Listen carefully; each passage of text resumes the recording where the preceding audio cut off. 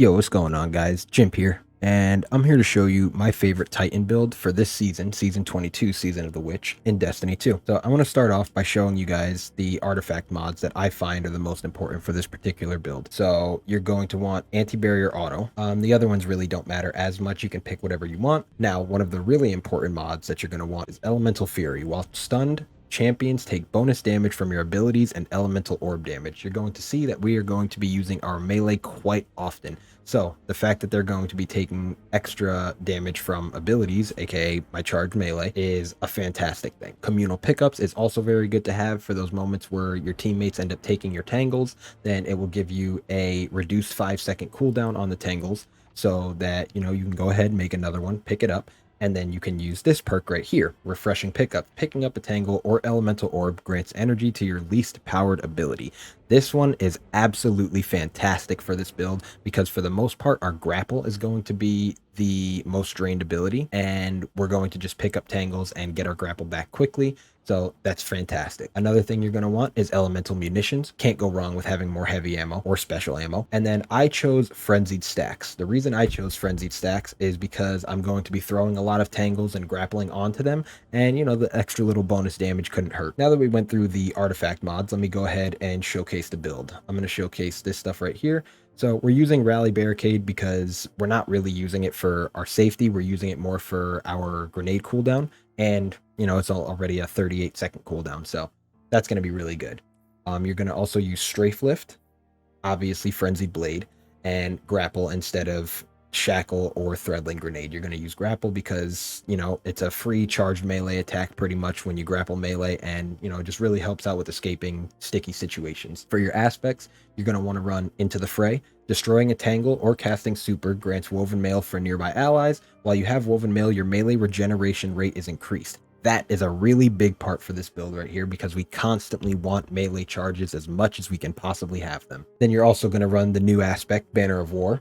Defeat a target with a melee attack, finisher, or sword to raise a Banner of War that pulses with energy, periodically healing nearby allies and increasing melee and sword damage. Huge for this build, especially the melee damage. Targets defeated by you and nearby allies charge the banner, increasing the speed of its pulses. So this is what's going to help us with our survivability with this build. So now I'll go down to the fragments. You're going to want Thread of Continuity. Suspend, Ravel, and Sever effects applied to the targets have increased duration. This is great because when we melee or grapple melee, our Unravel effect is going to be increased for longer duration. So then you also want Thread of Warding. Pick up an Orb of Power to grant you Woven Mail. You're going to want Woven Mail constantly on this build, not only because, it's fantastic for the damage resistance, but while we have Woven Mail, we're also going to be making Tangles.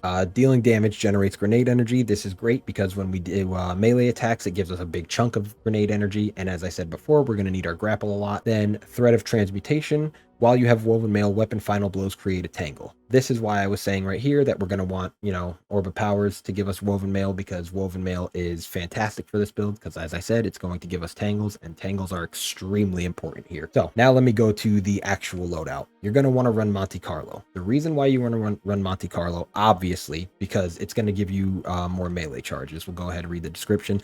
Dealing damage with this weapon reduces your melee cooldown and grants a chance to fully charge your melee ability with each kill. So I have 98 strength right here.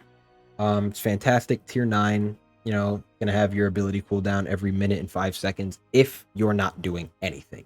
So with you shooting your Monte Carlo, it's going to be giving you your melee charges back very fast. And then obviously you want 100 resilience so that you can possibly survive longer. Our special weapon here is going to be the Without Remorse shotgun, mainly because you can craft it and you get 1-2 punch on it. And 1-2 punch is absolutely fantastic for this build right here. Hitting a target with nearly every pellet in a short duration increases melee damage for a short duration. So that's going to give you a big boost in melee damage. So what you'll do is you'll shoot the shotgun and then you'll smack an enemy, which will do a big chunk of damage. That alone is going to do a lot. But then on top of that, for the armor, you're going to have Syntheseps, which I know for a fact is a 200% increase to melee damage if you're nearby enemies and you have biotic enhancements proc. As you can see right here, increase melee lunge range, increase melee and super damage while you're surrounded. So that's absolutely fantastic for this build as well. And then my personal preference, I run an Eager Edge sword. You can really run any sword that you want because your sword damage is going to be increased. So for mods, on my helmet, I have Kinetic Siphon, 2 mods of those, and I have Hands On so that I get more super energy on melee kills. For my arms, I have Impact Induction, which causing damage with a melee attack reduces your grenade cooldown. As I said before, you really want your grenades. Grants class ability energy when you damage a melee attack with Focusing Strike. The reason we want that is because, as I said before, we're using our Rally Barricade mainly for just reducing our grenade cooldown. So if we have our ability up as much as possible, then we can throw it down, just get grenade energy, free grenade energy whenever. We're also going to run one heavy-handed mod because obviously we're going to be doing melee powered melee kills quite often, so we're going to get a lot of orbs from that. On my chest, I personally like to run emergency reinforcement just because, you know, when your shields become broken, you gain temporary damage reduction. So on top of the 100 resilience giving me damage reduction throughout my gameplay, once my shields are broken, I'll get a little bit of extra damage reduction. And then I also run 2 mods of Lucent Blade, just so that if I am using my sword, I get it charged up a lot quicker and I can do a heavy attack much more often. For my legs, I'm running Recuperation, just in case, you know, I don't have my Banner of War procced and I get in a sticky situation, I can pick up an Orb of Power to regenerate some health that way. I'm also running one thing of Innervation so that I get more grenade cooldown, and one thing of Invigoration so that I get more melee cooldown on Orbs of Power pickup.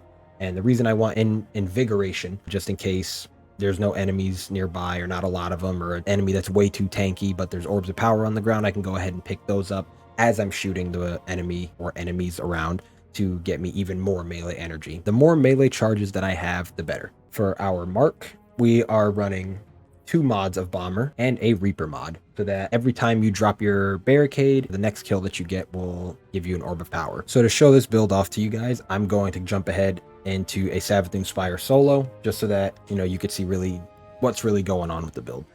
Ascend Savathun Spire. We shall see what mysteries await us.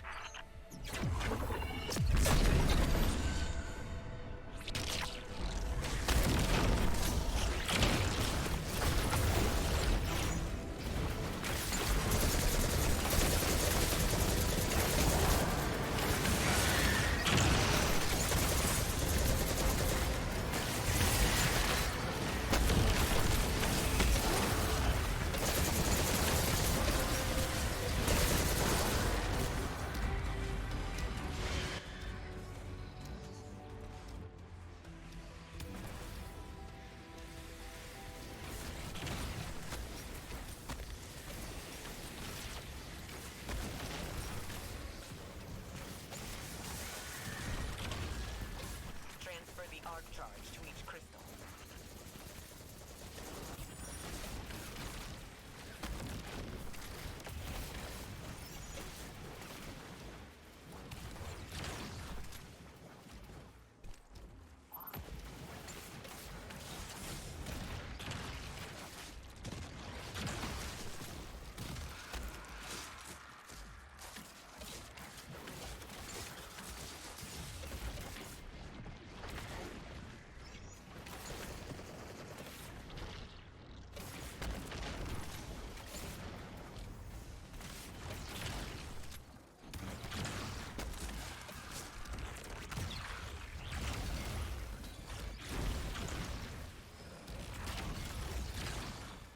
So yeah, there was a little taste of gameplay for how this build works.